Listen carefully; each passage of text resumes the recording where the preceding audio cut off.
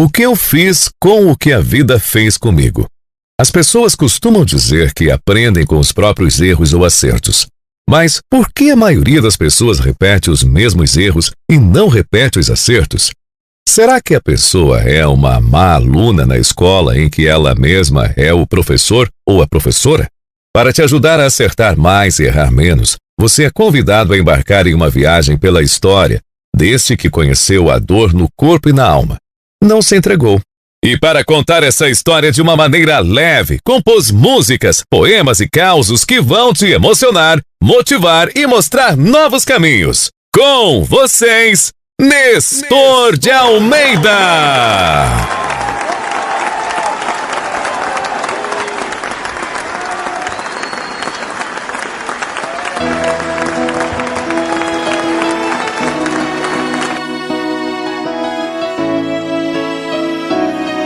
As cortinas se fecharam, as luzes do palco se apagaram.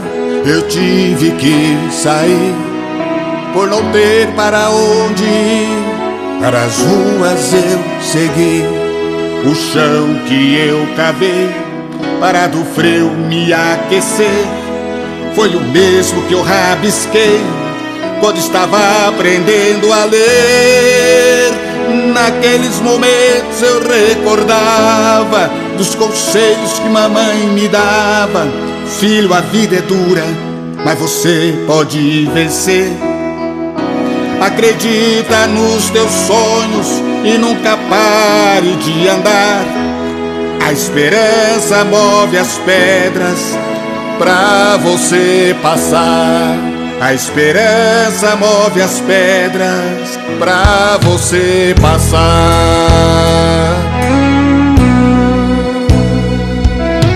Mãe, suas mãos calejadas, mesmo sem saber escrever, desenharam a estrada que eu deveria percorrer. Foram teus conselhos, mãe, que me tirarão de lá. Hoje estou aqui, esse é o meu lugar. Hoje estou aqui, esse é o meu lugar.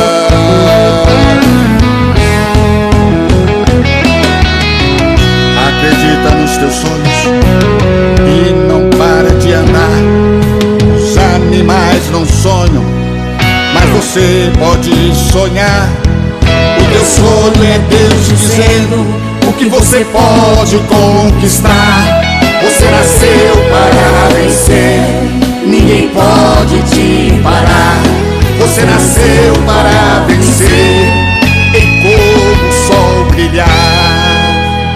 Você nasceu para vencer, não pode é o seu lugar.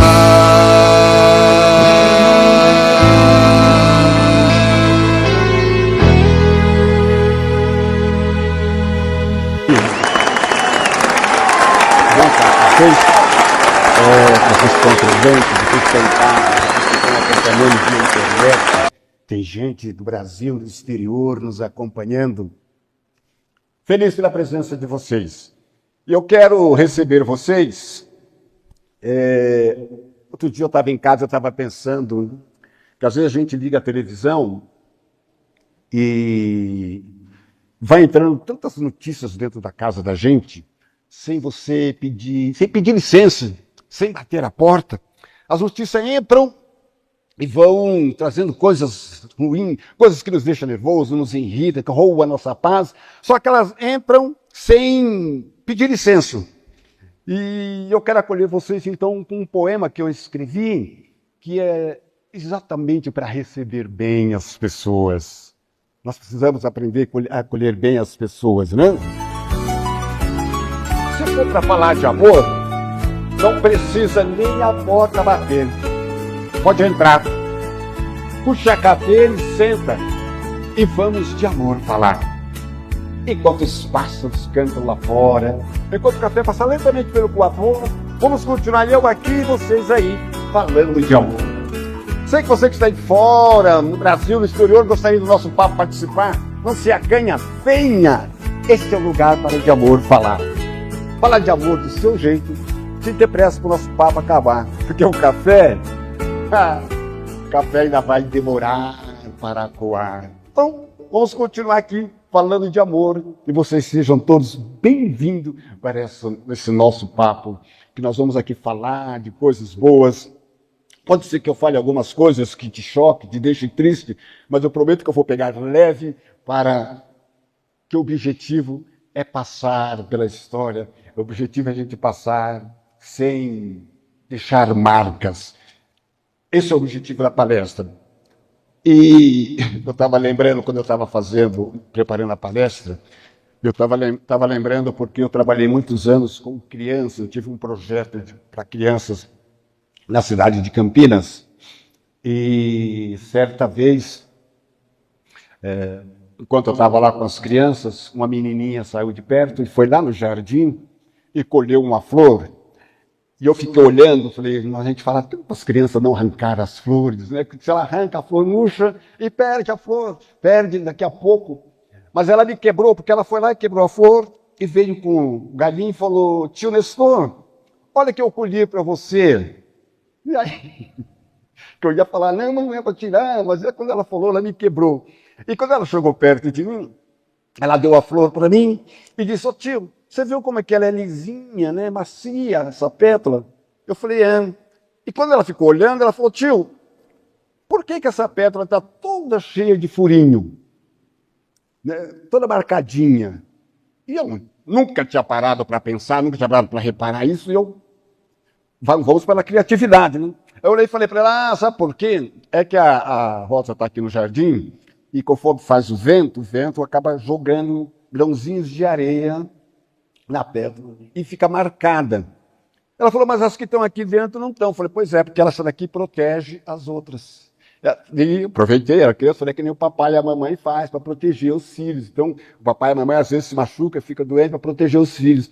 E ela disse, é. Outro dia, tio, eu estava na rua com a minha mãe, começou a chover, e ela pegou a blusa dela e colocou na minha cabeça para mim não molhar. Eu falei, tá vendo como a mamãe protege? Tá? E ela olhou para mim e falou, tio, eu vou brincar. Me deu um beijo e saiu para brincar. E eu fiquei com a pétala de rosa, com a rosa na mão, olhando, querendo rir da criatividade que eu tive que achar para dizer para a criança que eram os grãozinhos de areia que tinha feito isso. E eu comecei a olhar e comecei a perceber que, apesar dela estar com os grãozinhos de areia machucada, ela tinha uma coisa, o perfume dela permanecia, mesmo ela machucada. Cabe uma reflexão para nós, para a nossa vida. É claro que nós somos uma flor linda no jardim da vida, mas muitas vezes nós somos machucados com pedradas, com palavras, com atitudes, com gestos, com violência que cai sobre nós, com, sei lá, traição, com tantas coisas que vai caindo ao longo da vida e vai machucando a nossa vida e vai nos acumulando e vai nos ferindo. Mas o grande segredo que nós temos que carregar pela vida é, apesar de todas as pedradas, não retribuir com ódio, com rancor, sabe, com xingamento, com violência, não devolver na mesma moeda, não se perder ao longo da vida, mas devolver com perfume, continuar com perfume, exalando perfume. É esse o nosso grande objetivo da vida, sabe? Apesar de todas as marcas, todas as feridas, a gente continuar com o perfume, não se perder. É isso que nós precisamos aprender e é isso que eu quero aproveitar e passar para vocês nessa noite, que as dores da vida não nos façam perder esse perfume. Então, quando eu estiver falando, quando eu estiver passando para vocês, é isso que eu quero. Aliás, deixa eu aproveitar aqui, pedir para minha amiga Jaqueline ir lá no camarim e pegar meu óculos, porque eu acho que depois que a gente passa de uma certa idade, a gente passa dos 30, a gente começa, né, a ter a dificuldade de enxergar aqui. Pois bem, deixa eu me apresentar então para vocês. Seja bem-vindo. Então, deixa eu aproveitar e me apresentar para vocês, para você que está em casa, para você que está aqui. Obrigado. Né? Deixa eu me apresentar. Eu sou Nestor de Almeida, como vocês viram na chamada, e eu quero dizer um pouquinho para vocês entenderem. Tudo que eu estiver falando, passando, eu quero só passar por um vale para depois a gente sair e perfumar, lá como disse a história da flor, lá na frente a gente poder lançar o perfume, que esse é o nosso objetivo. Bom, eu sou Nestor de Almeida, como vocês viram chamado, eu sou um ex-menino de rua, que eu não conheci meu pai por uma razão, ele mudou de estado para buscar conforto para a família, e ao buscar o conforto para a família, ele não chegou aonde ele deveria chegar. Minha mãe já tinha um casal de filhos, uma menina e um menino, estava grávida desse jovem aqui, e ele tinha que voltar antes de eu nascer. Como ele não voltou, minha mãe pegou os 2 filhos, uma malinha, pegou um pau de arara e foi para a cidade onde ele deveria estar, em outro estado. Quando ela chegou no outro estado, não localizou onde ele deveria estar. Então minha mãe, uma mulher sem estudo, sem conhecimento, pouco dinheiro, grávida nos últimos dias, mas ela teve que começar a trabalhar para sustentar os filhos. E ela pegou a filha, a minha irmã mais velha, deixou com uma família e ficou com meu irmão, e ela ia trabalhar e levava o meu irmãozinho junto com ela. A minha irmã mais velha morava com a família mudou de lugar e nós perdemos o contato. Então até hoje eu não sei se a minha irmã mais velha está viva ou não. Como eu também não sei se meu pai está vivo ou não. Então são aí 2 segredos. E minha mãe, trabalhando na roça, ela arrumou um novo marido com quem ela teve uma filha. E ela casou, mas esse homem era um homem muito violento, um homem muito, sabe, realmente violento. Ele batia nos filhos. Eu tenho uma irmãzinha, filha dele, com 9 meses, ele batia nela de bainha de facão, e ela chorava, e ele batia para ela calar. Uma criança quando apanha não cala, chora, e ele batia de novo. Então ele era, assim, uma pessoa muito violenta. Eu tenho marcas pelo corpo, como nós falamos da história da flor, eu tenho marca pelo corpo. Se vocês olharem na minha cabeça, tem um sinal de uma pancada. Esse aqui é um cabo de machado que eu tinha quando eu era criança. E fora outras marcas no corpo, ele era assim, uma pessoa que quando batia, ele jogava no chão, ele sentava nas minhas costas e batia, às vezes enchia as calças, e ele fazia ficar o dia inteiro sujo, chegar em casa e dizer para a mãe que não tinha tempo de ir no mato. Então era assim, muito violento. Ele que fez eu começar a trabalhar aos 5 anos. Com 5 anos eu já trabalhava, não aguentava segurar uma enxada, então eu arrancava o mato com uma mão. E eu lembro quando eu tinha 7 anos, ele me fez roçar mato junto com ele, e eu não aguentava a força, então ele pegou um podãozinho de cortar galho de café e fez eu roçar o mato com aquele galho, com aquele podãozinho. E nós estávamos roçando o mato, e de repente eu recebi um bote de uma cobra dessa aqui, e ela, do jeito que eu estava roçando o mato, do jeito que eu bati com a foice, a cobra deu um bote. Essa cobra é um urutu-cruzeiro. E o urutu-cruzeiro é uma das cobras, depois vocês pesquisam, uma cobra muito violenta. Mas se vocês perceberem, ela é uma cobra que ela, adulta, ela vai ficar entre 80 centímetros, 90 até 1,30 m. A fêmea vai até 1,60 m. Ela é grossa, pesada. E quando ela deu o bote, se ela tivesse dado o bote na perna, ela abocanhava. Mas como ela deu o bote no rosto, então a abertura não conseguiu cravar as presas, injetar o veneno. Eu só senti quando ela bateu. Sorte minha, né? Porque senão provavelmente eu não estaria falando com vocês, porque você estava na roça 6, 7 horas a pé até chegar no hospital, provavelmente eu não estaria vivo. Aliás, um dos questionamentos que eu tenho feito, por que eu ainda estou vivo? Né? O que Deus quer de mim? Porque eu ainda estou vivo. Porque vocês vão ver algumas coisas. E essas marcas, elas vão ficando no nosso corpo. Uma outra marca dura que eu vi, minha mãe estava grávida da 2ª filha, e meu padrasto, como eu disse, violento, um dia ele deu um chute na barriga da minha mãe, e ela perdeu o bebê. E na roça, ela estava num quarto, com uma parteira acompanhando, e eu lembro que ele pegou o feto e colocou na sala. A gente tinha uma sala, só tinha um banco, não tinha mesa, colocou o feto em cima do banco, e quando eu cheguei tinha um cachorrinho comendo o pezinho do feto. Sabe, essas coisas marcam na vida da gente, né? Minha mãe, depois o patrão disse, não vamos gastar dinheiro para enterrar no mato, na cidade.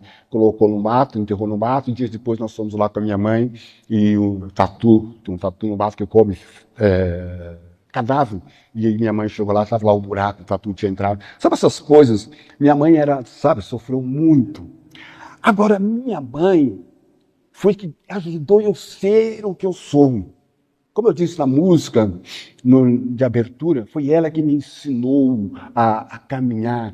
Eu lembro da minha mãe, certa vez eu fugi de casa e fiquei alguns dias no mato porque meu padrasto tinha batido muito e eu me escondi. E quando eu voltei para casa, quando eu cheguei em casa, minha mãe tinha feito doce de abóbora. E todo mundo tinha comido e ela guardou a canequinha de doce de abóbora para mim. Quando eu cheguei em casa, e ela me deu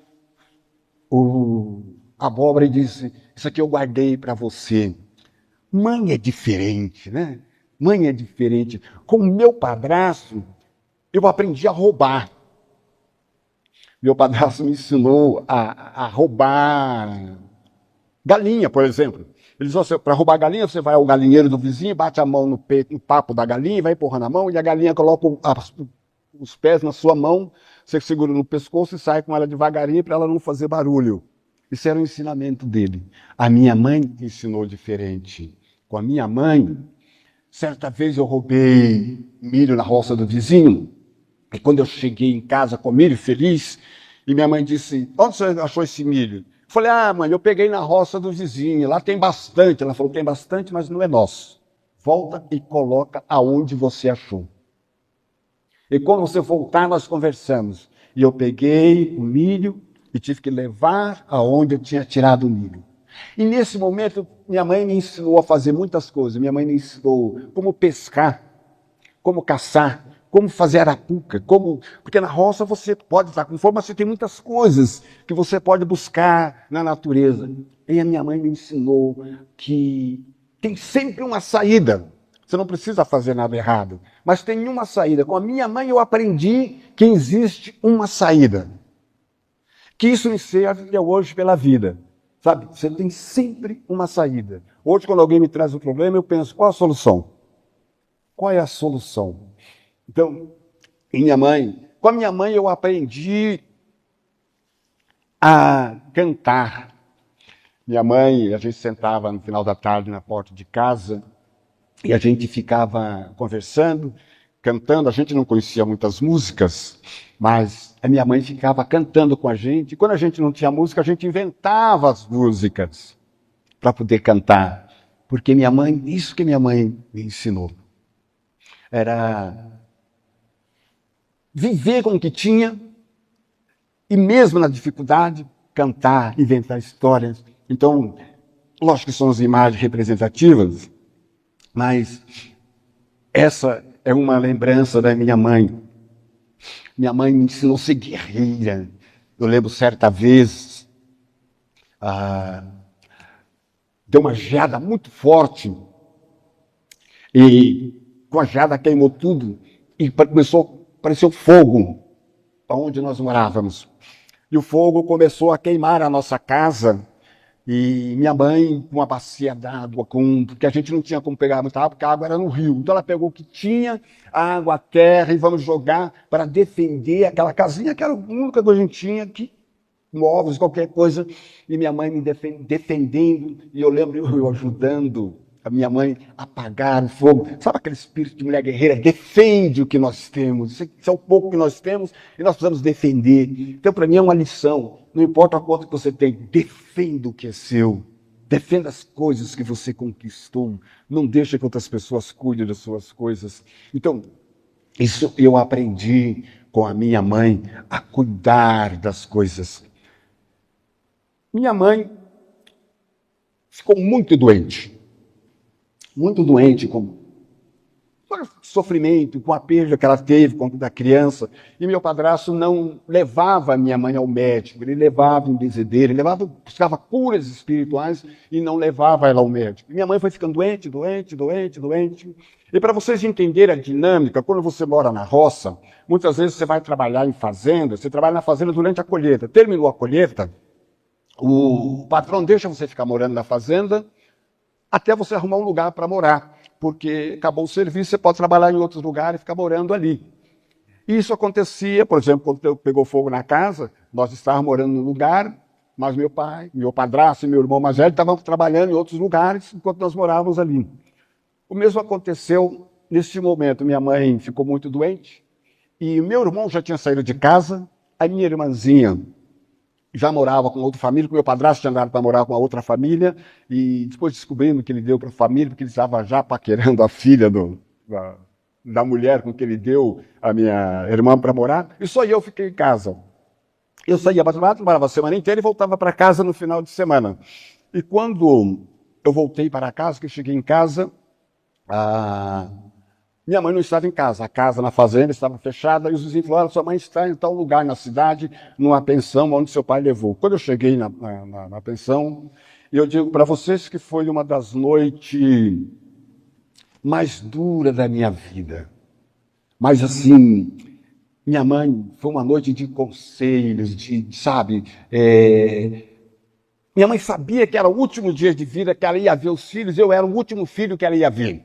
Então, eu cheguei nessa pensão, ela me colocou um lençol no chão, eu sentado ali no chão, e ela começou a me dar conselhos.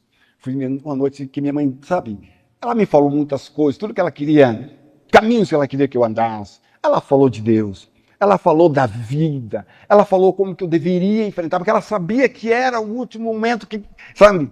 Mas uma frase doeu muito na minha alma, quando minha mãe disse: ainda bem que a sua irmãzinha nasceu morta, porque senão seria mais uma que ia ficar sofrendo. Sabe, a dor que ela sofreu, mas naquele momento parece que foi melhor ela passar pelo que ela passou do que deixar mais um sofrendo. Que ela sabia, porque nós não tínhamos nenhum parente. Eu não conheci nenhum parente, eu não conheci tio, primo, nada, ninguém.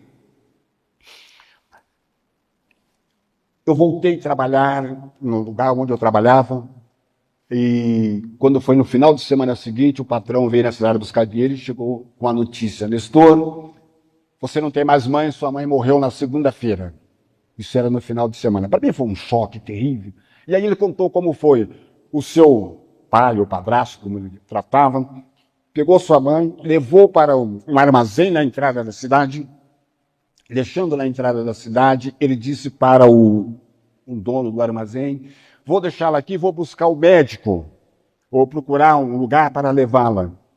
E ele desapareceu. Minha mãe ficou o dia inteiro naquele lugar, com água, um pacotinho de biscoito.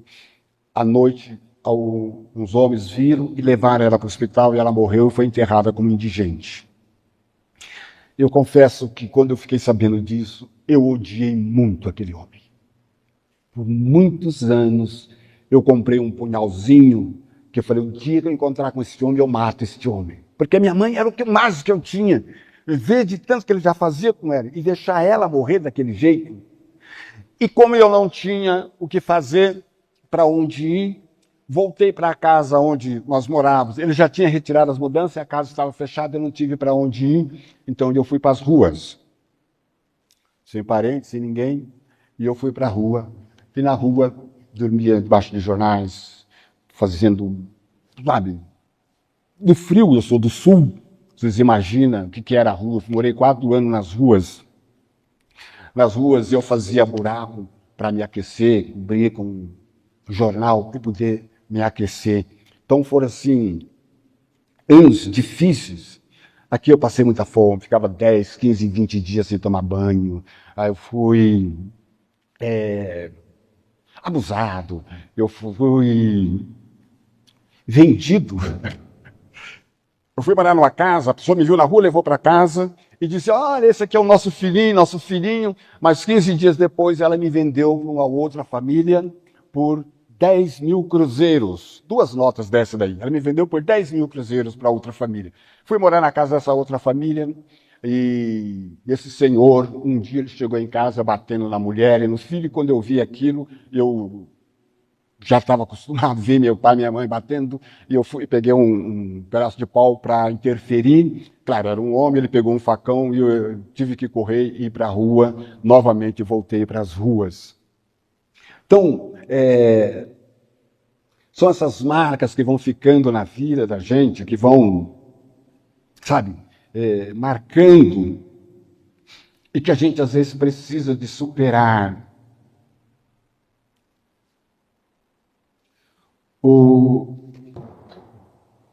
Mas a gente precisa ter esperança que um dia a vida vai mudar. Eu tinha esperança que um dia a minha vida mudasse, que um dia eu conseguiria mudar de vida. Um dia eu consegui mudar. Eu passei numa casa e pedi água, e a mulher me deu um prato de comida, porque eu estava com muita fome. Quando eu comecei a comer, o prato de comida caiu, desmaiei, o prato de comida caiu. E era uma fazenda, e tinha muita peãozada, muitos peões na fazenda, e essa mulher era a cozinheira dos peões. E eu quero fazer uma homenagem a essa mulher, essa aqui. Essa mulher foi que me deu o prato de comida, o último prato de comida, morando na rua. Como nós localizamos? A TV Record, acho que em 2019 ou 2020, ela fez uma matéria comigo, e ficaram uns 20 e tantos dias procurando toda a minha história e pesquisando. E a TV Record localizou essa mulher de quando eu tinha 12 anos. E ela recordou, e nós nos encontramos na reportagem, nós nos encontramos anos depois.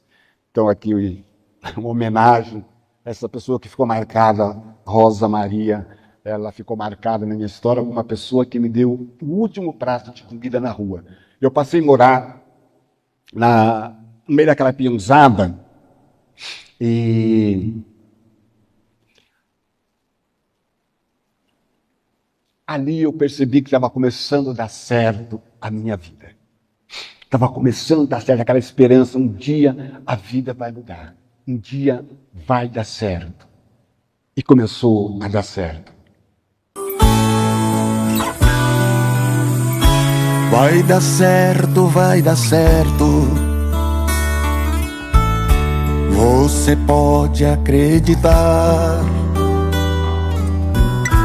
Vai dar certo, vai dar certo. É questão de esperar. A roseira tem espinho, mas também tem linda flor. O perfume inebriante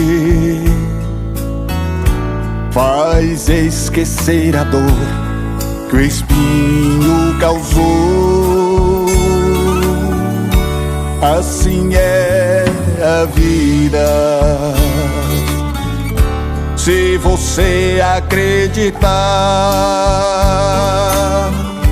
se entregue com coragem, que tudo isso vai passar. Vai dar certo, vai dar certo. Você pode acreditar. Vai dar certo, vai dar certo. Deus não vai falhar.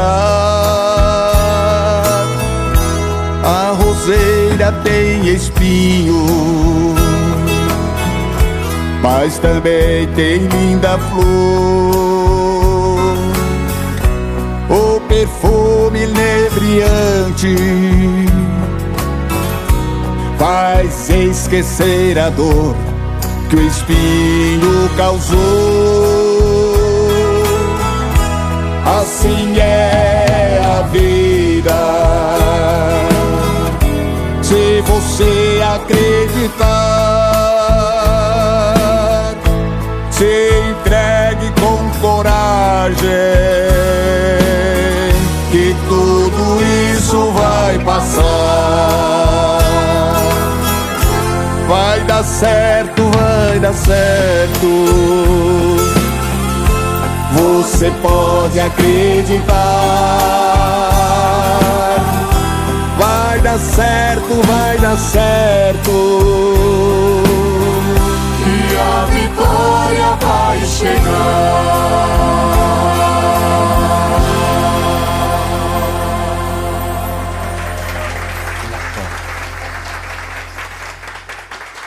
Ali começou a surgir a minha mudança de vida. Morava nesse lugar um rapaz que era, no meio daquela peãozada, o único que sabia ler. Ele escrevia carta para todo mundo, lia carta para todo mundo. E quando ele estava escrevendo, eu ficava olhando ele escrever carta. E um dia ele perguntou, você quer aprender a ler? Eu falei, eu quero aprender a ler. Ele falou, então compra uma cartilha, eu vou te ensinar a ler. Eu comprei uma cartilha Caminho Suave. Quem estudou em Caminho Suave? Né? E ele começou a me dar aula todas as noites. Uma noite sim, outra noite não. E essa aqui era a casinha onde aquela Dona Maria lá servia comida. E aqui, beirando essa parede, tinha uma mesa do lado de dentro onde ele me dava aula à noite. Esse menino bonito aqui sou eu. Essa é a primeira foto que eu tenho tirada na vida. Foi a primeira foto minha. Esse instrumento era que tinha um vizinho que era protestante e tocava esse instrumento. Eu peguei o instrumento para tirar foto, não que eu sabia tocar. Mas eu guardo essa foto porque aqui foi a minha primeira escola. E quando eu terminei, ele me deu aulas por cerca de 4, 5 meses, eu comecei a aprender, já li algumas coisas. E ele me disse uma coisa interessante, aquele caipira, pé no chão, ele disse, olha, se você quiser mudar de vida, você precisa continuar aprendendo. Se você não aprender, continuar aprendendo a ler, você vai ficar que nem essa peãozada velha, doente aqui, trabalhando na roça. Então você precisa aprender. E eu comecei a ler tudo que tinha, jornais velhos que vinha, revista velha. Além de eu ler, eu limpava o chão, aí ficava escrevendo com um pedacinho de madeira, tudo que eu lia, praticando a leitura, porque eu queria aprender, eu queria, sabe, eu queria essa esperança, essa vontade de mudar. Que dura a vida na roça. Tanto que eu fui autodidático, eu entrei direto na 5ª série. E falando dessa menina, desse professor que me ensinou a ler, a escrever, eu quero aproveitar, porque tem tanta gente que faz tantas coisas boas na vida. Tem uma menina, eu sei que ela está nos assistindo agora, lá em Maputo, Moçambique. Essa menininha, eu quero fazer uma homenagem porque ela dá aula de alfabetização para meninos de rua. Tá? Então, esses meninos que estão aqui, aquele relógio branco lá, o braço branco, é ela dando aula para as crianças. Então, vocês veem uma pessoa tão pequena, né? Mas ela dedica o tempo dela dando aula para os meninos de rua, alfabetizando meninos de rua. Aquilo que alguém fez comigo um dia, ela faz lá em Moçambique. Tá? Chile, um abraço para você, parabéns pelo seu trabalho aí com as crianças. Tá? Então, porque às vezes tem gente fazendo. Se não fosse aquele José de Oliveira ter me dado aula lá na roça, eu não teria mudado de vida.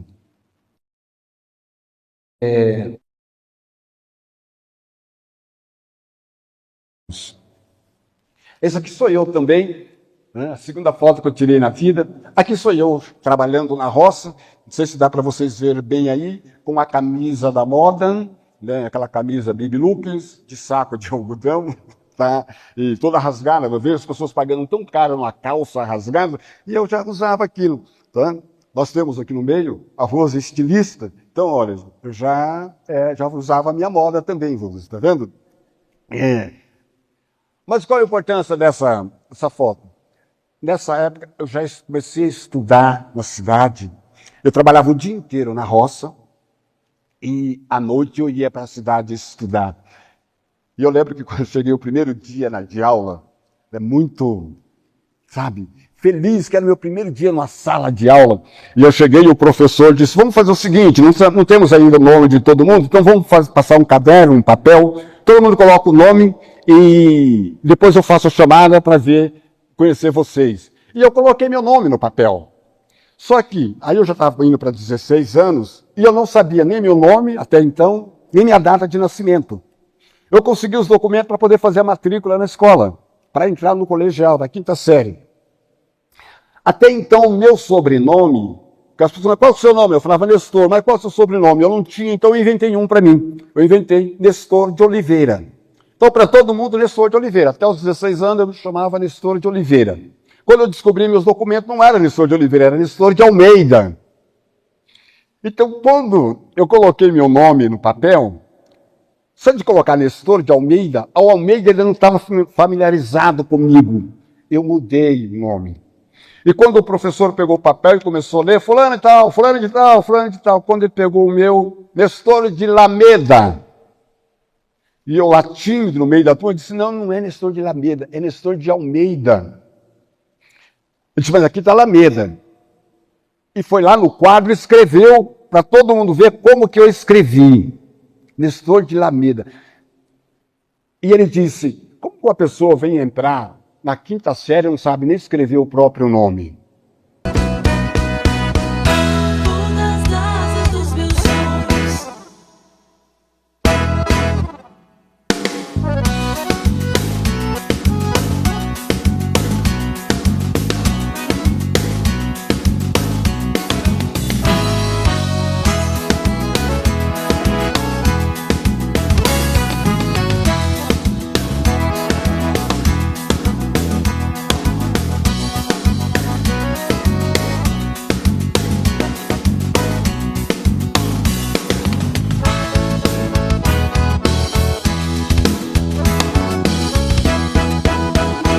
Sabe nem escrever o próprio nome. A vida vai nos ensinando, a vida vai nos ensinando. Ali eu aprendi que às vezes antes de você falar qualquer coisa, você precisa saber da história das pessoas. Antes de você criticar, você precisa saber da história, porque ele não sabia o que eu tinha feito para estar ali. Se eu estava escrevendo errado, ele não sabia que eu não sabia o meu nome. Ele não sabia que, sabe, o esforço que eu fiz para estar ali. São coisas que a gente vai aprendendo, né, da vida. Antes de você criticar, você precisa conhecer a história das pessoas. Isso causou um trauma muito grande na minha vida, que eu tinha vergonha de mostrar o meu nome ou tudo que eu escrevia para as pessoas. Eu tinha vergonha de mostrar a minha letra. Afinal de contas, a minha letra também não era muito bonita, né? Alguém que aprendeu escrevendo no chão, não era muito linda. A caligrafia não era muito linda, não, com certeza. E eu caminhava todos os dias para ir na escola. E outro dia eu estive nessa cidade. Estou aqui matando a saudade de um tempo muito distante. Essa era a estrada que eu caminhava todas as noites para estudar.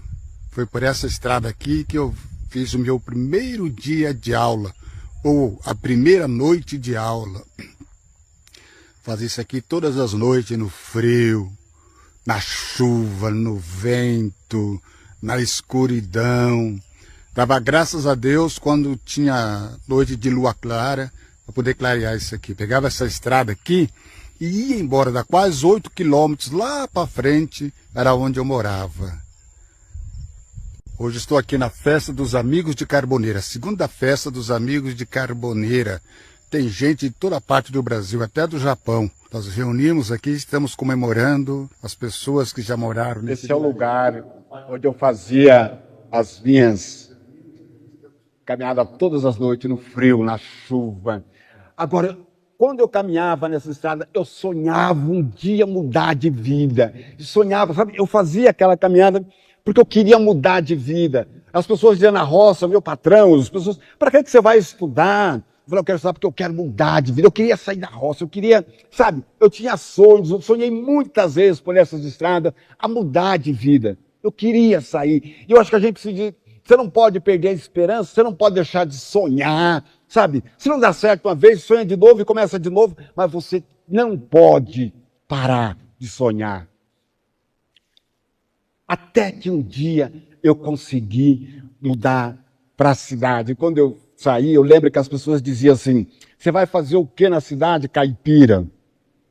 Eu falei, eu vou buscar o que eu estou, os meus sonhos. Eu vou buscar o que eu quero para a minha vida.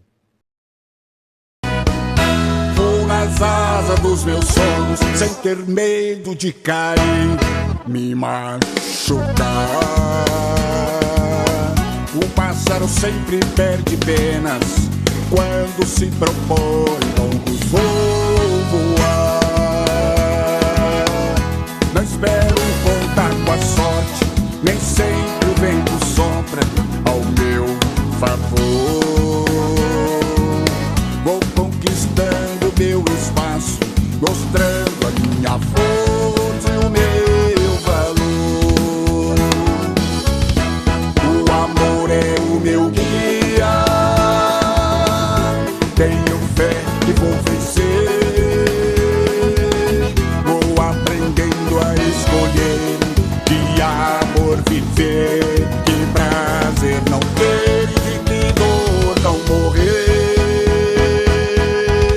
Preciso cuidar de mim, pra ninguém me derrubar. Enquanto voando, se eu tivesse o dom de prever que iria acontecer, escolher seria mais fácil, mas não teria prazer. Quando vencer,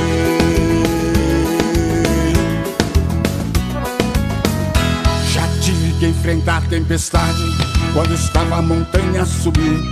Isso me fez perceber a força que há em mim. Já enfrentei leões sem ter para onde correr. Isso me fez descobrir o quanto posso vencer. Não fico triste se os meus esforços ninguém perceber. Sei que um pássaro mesmo voando sozinho pode espalhar semente e um campo florescer. Vou nas asas dos meus sonhos, sem ter medo de cair, me machucar. O pássaro sempre perde penas quando se propõe longos voar. Quando chega ao meu destino, lembrarei de a terra voltar, para conversar com as flores, agradecer a mão amiga que me ajudou a voar, para conversar com as flores, agradecer a mão amiga que me ajudou a chegar. Vou nas asas dos meus sonhos. Como eu disse lá no começo, eu tive que voar em busca de sonhos. Mas a gente precisa saber que nem sempre quando você voa, tudo é flores, que todo mundo vai te encontrar de braços abertos. Às vezes não vão nos encontrar de braços abertos. Eu mudei para a cidade grande com o sonho de continuar estudando e agora na cidade grande. Mas quando eu cheguei na cidade grande, eu fui muito bem recebido por 3 ladrões. Primeiro, eu sempre fui muito carudo. Eu estava em Campinas, lá tem um colégio em Campinas que é ligado à Unicamp, que é um colégio de química. E estudava naquele colégio pessoas de grandes recursos. E eu, morava num cortiço com várias, que tinha uns 16 famílias que moravam naquele cortiço, era um banheiro para todo mundo, colocava o nome na porta do cortiço, e na medida que você chegava à tarde, você ia colocando o nome, e aí um saía e gritava, aí o outro ia tomar banho. Era assim que a gente fazia, ou você tomava banho dentro de casa. Esse era o estilo do cortiço. E era ali que eu morava. Mas eu fui prestar o vestibulinho lá no colégio. Não passei. Mas no dia que eu fui pegar o resultado, a hora que eu estou saindo, o carro parou e achou que eu era rico, porque eu estava ali naquele lugar, e era um colégio fora da cidade. E eles me deram carona, quer uma carona, te levamos para a cidade. E eu fui para a cidade e entrei no carro. Na verdade, eles não estavam me dando carona. Eles me pegaram e começaram a pedir dinheiro, eu não tinha dinheiro, né? Então arrancaram minha roupa, arrancaram tudo que eu tinha, me deixaram só de cueca, tá?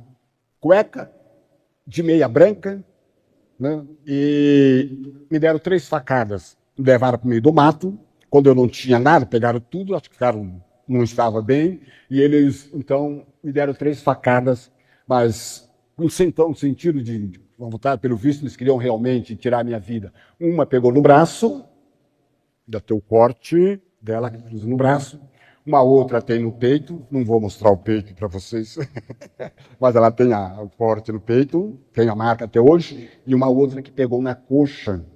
Mas ele não deu a facada na coxa, ele deu a facada na barriga, eu bati com o braço, a faca pegou na coxa. Eu tive sorte porque ela não entrou desse jeito. Ela entrou assim.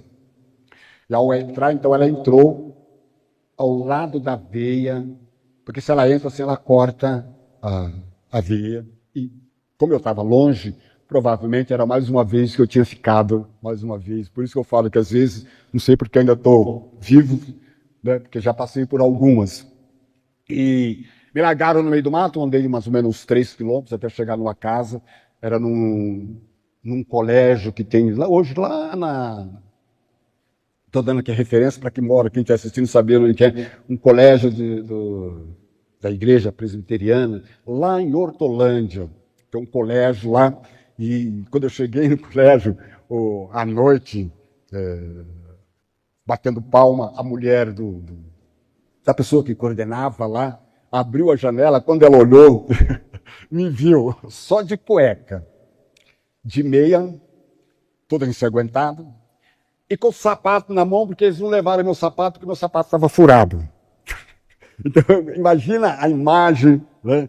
A mulher ficou desesperada ao ver aquilo, e o marido dela, então, me acolheu, só que ele me colocou um pijama que cabia 3 Nestor dentro do pijama. A gente amarrou aquele pijama, ele me levou para o hospital, e fiquei internado. E são mãos que vai nos acolhendo ao longo da vida. Essas coisas são aquelas feridinhas que eu disse lá no começo, que vai manchando a rosa, que vai manchando a flor, que vai nos ferindo. E eu cheguei a um ponto eu estava tão mal na vida, eu estava tão carregado de ódio. Lembra que eu disse que eu queria matar meu padrasto? Sabe, todas as marcas pela vida. Eu cheguei a um ponto da vida que como eu não tinha com quem matar, eu resolvi que eu ia tirar minha própria vida. Falei, não tem por que viver, eu vou tirar minha própria vida. Na porta daquele lado do cortiço que eu disse, era uma passagem de ano novo, e festa na cidade, eu sozinho. E eu peguei, então, uma faca, uma peixeira, e eu falei, eu vou cortar minha veia do pescoço, eu vou tirar minha própria vida, porque não tinha porquê. Nesse instante, eu não tinha mais... Meu irmão mais velho, fazia anos que eu não tinha mais notícia. A minha irmã não tinha mais notícia, cada um foi para um lado. Então, eu era único, não tinha nenhum parente, nada, e na cidade grande. Então, eu era único. Então, eu olhei para a vida e falei, não tem porquê viver. Eu vou tirar a própria vida. E quando você está mal, parece que os pensamentos ruins vêm cada vez mais. Eu aconselho as pessoas, quando você não estiver bem, não deixe os pensamentos ruins entrar na sua cabeça. Não lembre das coisas ruins da tua vida. Porque naquele instante, parece que eu buscava motivos para ter razão para cometer suicídio. Então eu comecei a lembrar de tudo, coisas ruins que tinham acontecido na minha vida. Sabe, abandono, fui vendido, abuso, fome. Sabe, tudo aquilo eu fui voltando na cabeça. Parece que eu precisava de estar forte para poder cometer o suicídio. Eu precisava de motivos. E eu fui caminhando pela vida, até que eu cheguei na minha mãe. E lembrava minha mãe apanhando, meu padrasto batendo na gente. Mas quando eu lembrei da minha mãe apanhando, quantas vezes a minha mãe entrou na nossa frente, apanhou no nosso lugar, para que a gente não apanhasse. E sabe quando você volta e fala, poxa vida, eu agora com 21 anos, quando eu tinha 6, 7 anos, Quantas vezes a minha mãe entrou na frente e apanhou no meu lugar. E agora, eu homem, um homem que já tinha domado o burro bravo, um homem que no campo pegava boi à unha, um homem que... E agora eu vou cometer suicídio. Para que valeu minha mãe apanhar no meu lugar? Para quê? Que adiantou ela apanhar no meu lugar se eu agora vou tirar a própria vida? Sabe quando... A vida vai ser dura. Vocês lembram a primeira música que eu cantei? A vida é dura, mas você pode vencer. Eu resolvi não cometer suicídio. Não quero dizer para vocês que no dia seguinte eu não tive vontade de cometer suicídio, porque o suicídio é uma coisa que vai carregando a sua vida aos poucos. Ele vai crescendo, vai crescendo, vai crescendo. Você tem hoje, amanhã você deixa de ter, depois você vai tendo. E vai aumentando, aumentando, aumentando. Quando você quer retroceder, você passa por um período longo, porque você, sabe, por muito tempo eu não podia pegar uma faca. Que se eu pegasse uma faca, eu lembrava que eu tinha que cortar o pescoço. Então, por muito tempo eu tive que, sabe, me protegendo, sabe, para poder vencer na vida. Agora, teve uma coisa muito importante. Nós precisamos enfrentar os nossos problemas. Nós precisamos enfrentar as nossas deficiências. Nós precisamos enfrentar as nossas dificuldades. Porque se você não enfrentar, você não supera. Eu tive que aprender a superar as minhas dificuldades. Eu sempre estive perto de pessoas boas. Eu sempre busquei ter bons conselheiros, pessoas que pudessem me orientar. Eu sempre procurei. Eu fui, certa vez, perto de um padre, e eu disse para ele... Contei minha história logo depois de eu tentar cometer suicídio, eu fui conversar. E ele disse, pastor, tem um padre que vai estar na cidade de Taici, aqui em Gaiatuba, era um antigo seminário grande. Ele fechou o seminário, mas ficou lá o espaço muito grande e alguns padres passavam férias lá. Ele disse, tem um que vai estar lá agora no mês de junho e ele é conselheiro, ele trabalha com jovens que vão entrar no seminário. Então ele trabalha com vocações. Não quer dizer que você vai ser padre, mas vai lá conversar com ele vai ajudar na sua vocação, você encontrar seus caminhos. E marquei com ele, eu marquei 6 dias. Eu precisei dar uma parada na vida. Eu parei, ele fez eu ficar os 6 dias, eu conversava 45 minutos por dia com ele. Às 17 horas em ponto, ele me ensinou, às 17 horas em ponto você está aqui. Às 17h45 eu te libero.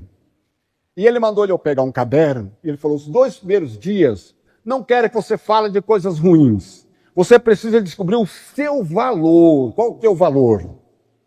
E ele dizia, eu quero que você lembre todas as coisas boas que as pessoas já fizeram para você. E escreva tudo. Não tem pressa. Escreve, para, volta a escrever. E os 2 primeiros dias eu fiquei escrevendo todas as coisas boas. A Rosa que me deu prato de comida. As pessoas que me acolheram. As pessoas que me davam lanche na rua. Eu me lembrei que uma vez entrando numa cidade, eu estava com muita fome, eu passei por um bairro, e quando eu estava naquele bairro, vi 2 moças vestidas com traje bem sensual, e elas me viram e falaram, menino, o que você está fazendo aqui? Se você ficar aqui, a polícia vai pegar você. E eu não entendia nada, mas elas traziam na mão um saquinho de mexerica, um pacotinho de biscoito, e me deu uma moedinha de 200, alguma coisa que eu não sei, e mandou que eu saísse de lá. E depois eu descobri, anos depois, que aquele lugar que elas disseram que eu não podia ficar lá, que a polícia podia me pegar, é porque lá era a zona. E eu estava andando na zona, então ela mandou. Mas lá na zona, aquelas 2 moças me serviram comida. Então eu fui escrevendo essas coisas. Quantas coisas boas aconteceu na minha vida. Mas como eu estava cheio de ódio, eu nunca lembrava das coisas boas que já tinham acontecido na minha vida. A gente esquece das coisas boas, das pessoas que nos ajudaram. Quantas pessoas a gente esquece de tudo isso. Eu fui escrevendo. Eu descobri o meu valor. Eu tenho valor. Eu sou gente boa. Eu tenho coisas boas. Eu estou dizendo eu você. Olha para as coisas boas. Olha quanta gente sorri, te abraça. Quantas pessoas pensam em você. Quantas pessoas desejam coisas boas para você. Quantas pessoas te ajudam. Pessoas que você nem conhece. Às vezes nós estamos com os olhos só no lado ruim da vida. É aquilo que eu disse no começo. Começam a jogar mensagem ruim na nossa vida, na nossa casa. Você liga a televisão, é informações negativas, informações negativas. Você abre o teu celular, informações negativas, informações negativas. Você recebe ligações, você recebe, é crime. E nós perdemos a sensibilidade de descobrir as coisas boas. Começa a pensar nas coisas boas que a tua vida fica muito mais leve. Os segundos 2 dias, ele falou, agora você descobriu suas coisas boas, os segundos 2 dias, você vai descobrir o que você quer fazer na sua vida. O que você quer fazer na sua vida? Você tem 2 dias para descobrir, planejar a tua vida. E nesses últimos 2 dias, esses 2 dias intermediários, eu pensei o que eu queria ser da vida. E dentro dos meus planos estava continuar estudando, arrumar um bom emprego, conseguir ter um bom cargo, adquirir conhecimento e depois dedicar a minha vida a ajudar pessoas como alguém um dia me ajudou. Estar aqui hoje está dentro do meu planejamento. Estar falando, dando palestra, seja ganhando dinheiro, seja de graça, seja fazendo live, seja conversando com jovens em outros países, orientando, seja de dia, seja de noite, seja através de WhatsApp, seja dando uma palestra em projetos, seja como for, estava dentro do meu planejamento lá atrás. Um dia eu quero chegar em algum lugar, ter um bom cargo e depois eu quero passar isso para as pessoas. Nos últimos 2 dias eu planejei como que eu teria que fazer tudo isso. E eu coloquei em prática. Entrei numa instituição financeira como segurança de uma empresa privada. 8 meses depois eu passei para o banco. Saí 29 anos depois como superintendente. Foi 14 anos como superintendente. Categoria superintendente C, B, A. Mais alto nível, eu consegui. No dia que eu saí, apareceram outras ofertas de emprego. E eu disse, não, eu não me preparei para outra oferta de emprego, eu não me preparei para continuar. Eu me preparei para dar palestra, para ensinar as pessoas. Me preparei para isso. Estava lá no meu planejamento, lá há 30 anos antes. O dia que eu saí, eu fui ser palestrante. Porque isso estava no meu planejamento. Qual o seu projeto de vida? O que você planeja? Qual a sua missão de vida? Qual a sua missão? Além de estudar, além de ter uma boa vida, além de ter uma casa, um carro, construir família, qual o seu projeto de vida? Qual a sua marca? O que você quer fazer depois de tudo isso? Ou durante o tempo que você está fazendo tudo isso, o que você quer fazer? Qual é o seu projeto de vida? Qual é a sua marca? É isso que fica. É claro que eu tive que superar algumas coisas. A timidez, eu era muito tímido. Primeiro eu tinha vergonha de mostrar minha letra. E eu lembro que no último ano do colegial, entrou na sala uma professora, e eu digo que acho que ela fumava um cigarrinho, que ela era roqueira, tocava e cantava na banda de rock. E ela chegou um dia na sala e disse, olha, o último semestre, vou dar uma redação para vocês, a redação vai valer 5, mais 5 da prova. E o tema da redação, comendo jornal e vomitando poesia. Fumava, né? Não é possível. Onde ela tirou isso? E ela disse, nós vamos eleger a melhor redação do colégio. Nós tínhamos 3 turmas que se formavam naquele ano. Ela falou, nós vamos escolher as 3 melhores redações da sala.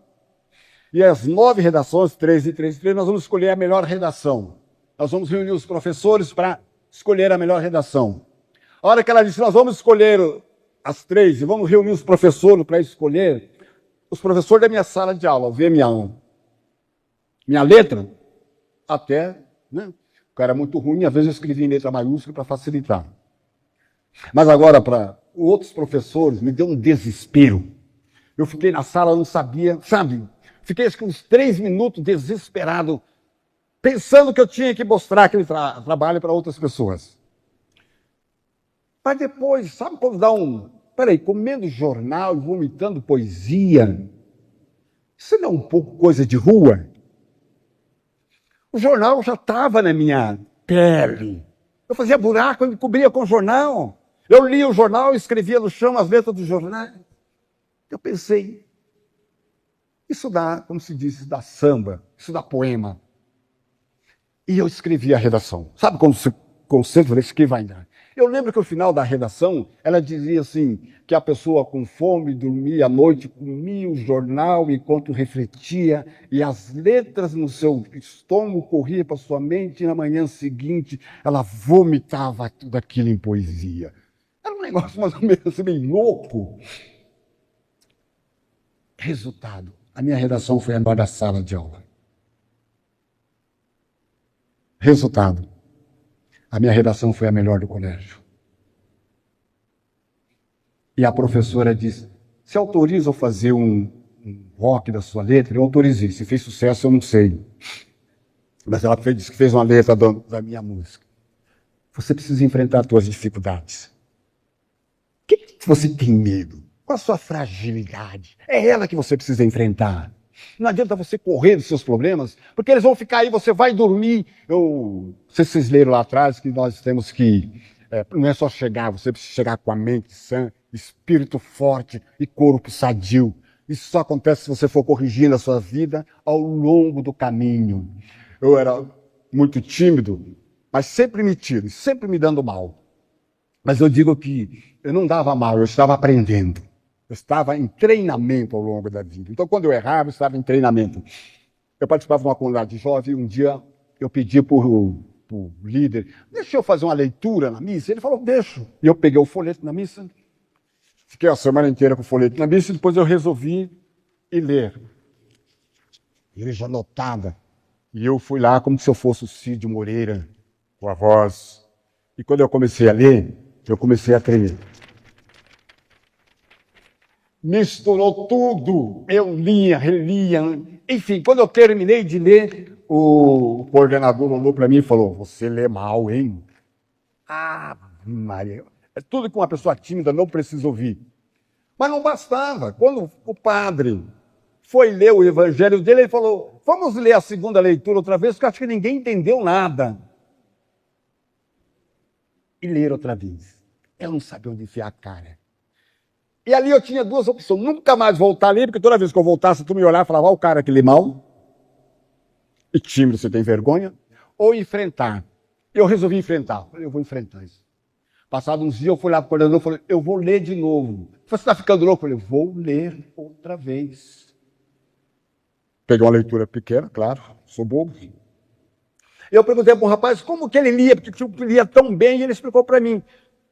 E ele disse uma frase muito importante. Quando você estiver lá na frente lendo, primeiro, você não precisa segurar o papel na mão. Não tem lugar para colocar, coloca o papel lá. Você não precisa ficar com o papel na mão. Segundo, quando você estiver lendo, você é o senhor do local. Você é o senhor do ambiente. Se você ler rápido, as pessoas vão ler rápido com você. Se você ler devagar, as pessoas vão ler devagar. É você que comanda. Isso se chama autoridade. É você que está no controle. É você que está no controle da tua vida. É você que está no controle das tuas ações, não são os outros. Não são os outros que têm que dar regra para você, para onde você vai, o que você faz. É você. Na próxima vez, quando eu cheguei, que eu subi no púlpito, eu olhei para a igreja. Você já passou vergonha no lugar dos outros? Quando alguém vai fazer uma coisa, você fica com vergonha no lugar dela? Ai, meu Deus. Vocês já passaram por isso? Eu olhei para a igreja inteira, todo mundo passando vergonha no meu lugar. Meu Deus, ele vai de novo. E eu li. Agora pausada, palavra por palavra. Quando eu terminei, eu disse, palavra do Senhor. Eu vi a igreja inteira dizendo, graças a Deus. Eu não sei se era graças a Deus pela leitura ou graças a Deus que eu acertei. Entendeu? Você precisa enfrentar os teus medos. Você precisa enfrentar a tua vida. Senão você não vai chegar a lugar nenhum. Como superintendente, eu pude ganhar muitos troféus, muitos prêmios, viagens. Isso representa um pouco das minhas conquistas ao longo da vida. Só que eu fiz uma coisa. Quando eu saí do banco, dias depois, eu disse, essas são as conquistas que eu já tive. Elas são passadas. Agradeço todas as pessoas que colaboraram e me ajudaram. Mas a minha vida continua. Eu fiz uma coisa. Eu desfiz de todos os troféus. Todos os meus troféus, eu desfiz de tudo. Só sobrou um, porque a vizinha do prédio viu e falou, não, Nestor, você não vai jogar isso aqui fora. E ela fez eu guardar. Eu falei, então esse aqui vai ficar representando todos os outros. Eu desfiz de todos. Porque você tem que continuar. Você tem que ter coisas novas. Você precisa continuar fazendo novas conquistas. É claro que a gente já continua fazendo coisas. Minha nova conquista, eu já falei, o próximo troféu que eu quero receber é corrida da maratona. Entende? Então agora meu próximo projeto é fazer a maratona. Já estou fazendo 40, 41, 42 quilômetros. Já tenho... Essa aí é minha personal, né? Que ajuda. Preparando para os 42 quilômetros. Porque a vida, você tem que ficar superando. Tá? Você não pode ficar vivendo do seu passado. A vida continua e você precisa continuar com ela. Tá? Deixa eu pôr o óculos aqui, porque depois que você passa de algumas idades, você precisa ver o que você está fazendo. Esses são os meus livros. Aquele menino que escrevia no chão. Lancei 3 livros e outro projeto que está por aí, que logo deve chegar também. Mas você precisa mudar de vida. Você precisa deixar as suas marcas. Não é só você chegar nos lugares, as suas conquistas. Você precisa trazer pessoas que venham junto com você. Você precisa ter pessoas que você ajuda a chegar, pessoas que têm dificuldade.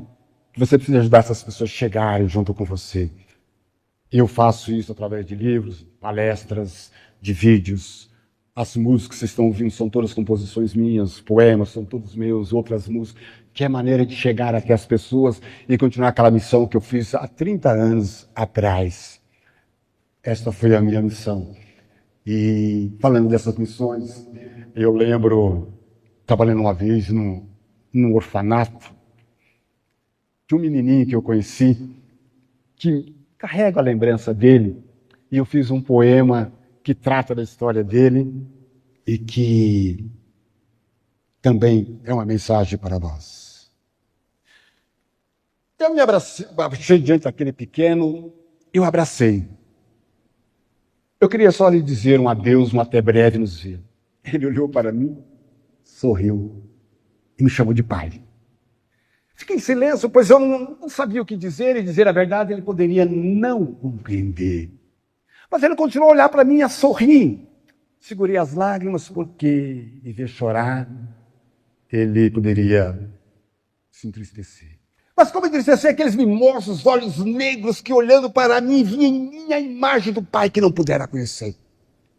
Voltei para casa e, conforme eu andava, parece que ao longe escutava aquela voz rouca que me chamava. Pai! Senti uma forte emoção e não consegui controlar, e longe de Pedrinho eu comecei a chorar. Na semana seguinte, quando ao orfanato voltei, Pedrinho não estava lá. Queria novamente com o Pedrinho encontrar, sentar no chão e com ele brincar. Mas eu perguntei para a tia, a cuidadora, cadê o Pedrinho? Ela disse, ele não está. Alguém veio buscar. Eu pensei, quem sabe Deus tenha dado a ele a graça do verdadeiro pai encontrar e poder abraçar e brincar. Me lembrei quando, certa vez, no orfanato, eu também morei, por poucos dias, mas eu também morei no orfanato. Eu dormia todas as noites sonhando que uma alma boa pudesse me buscar e para casa me levar. Nunca ninguém me buscou. E as ruas eu ganhei.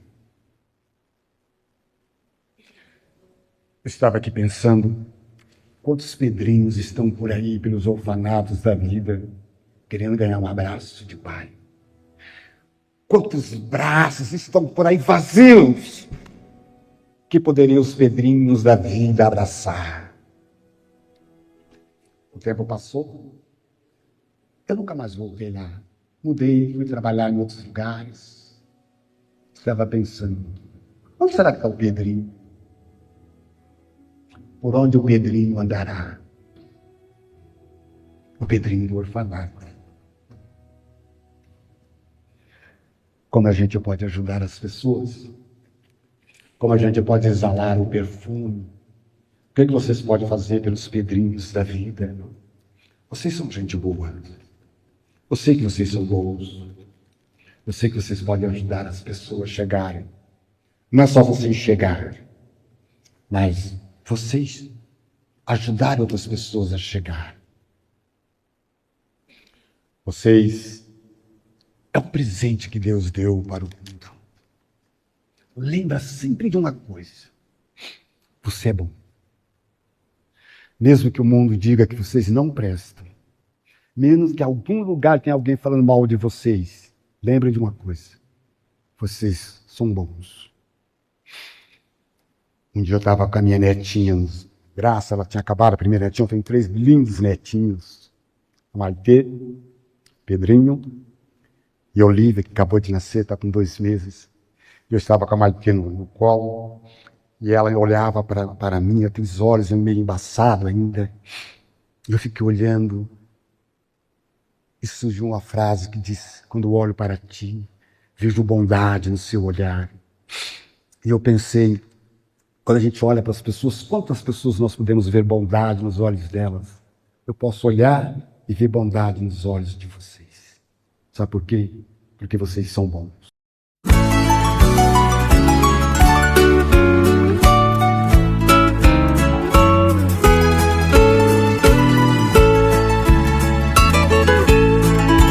Quando olho para ti, vejo bondade em teu olhar. Apesar do amargor do mundo, teu coração só sabe amar. Com tanta gente egoísta, você escolheu o bem praticar. Vejo gratidão em tua alma, enquanto tantos vivem a lamentar.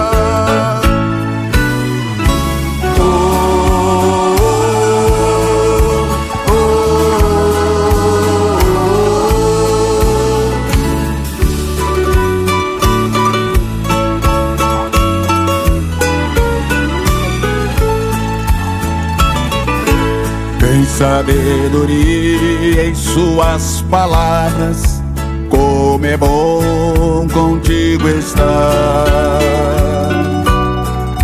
Você é um presente de Deus que veio para o mundo melhorar. Cuidado com os maus feitores, não deixa o mal te contaminar. Quem ama vive melhor, deixa o amor que está em ti transbordar.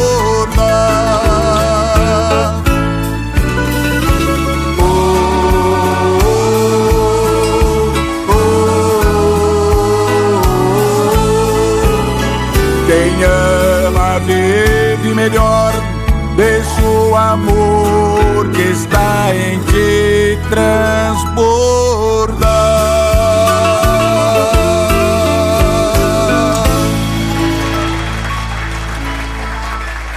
Leva isso para vocês.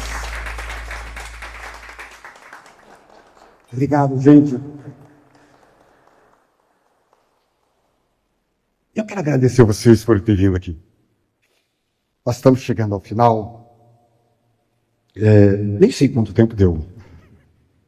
Estou sem cronômetro aqui. Mas obrigado por vocês terem vindo.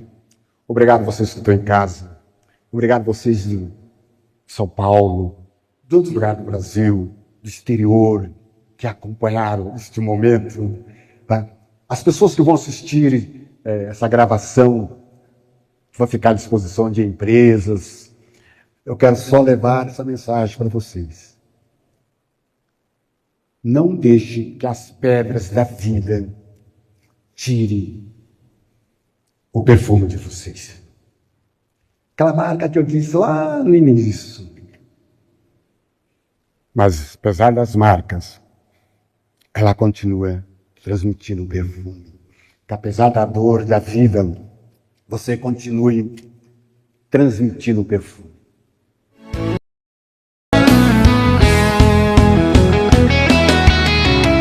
Acredita nos teus sonhos e não para de andar.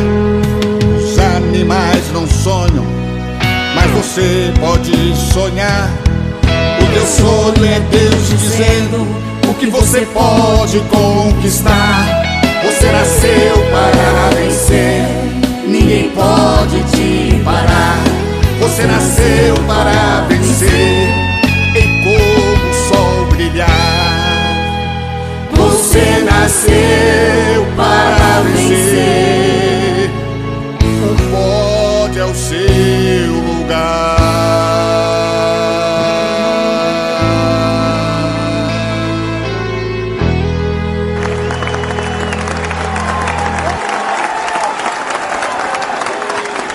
Obrigado, gente. Obrigado. Obrigado. Obrigado.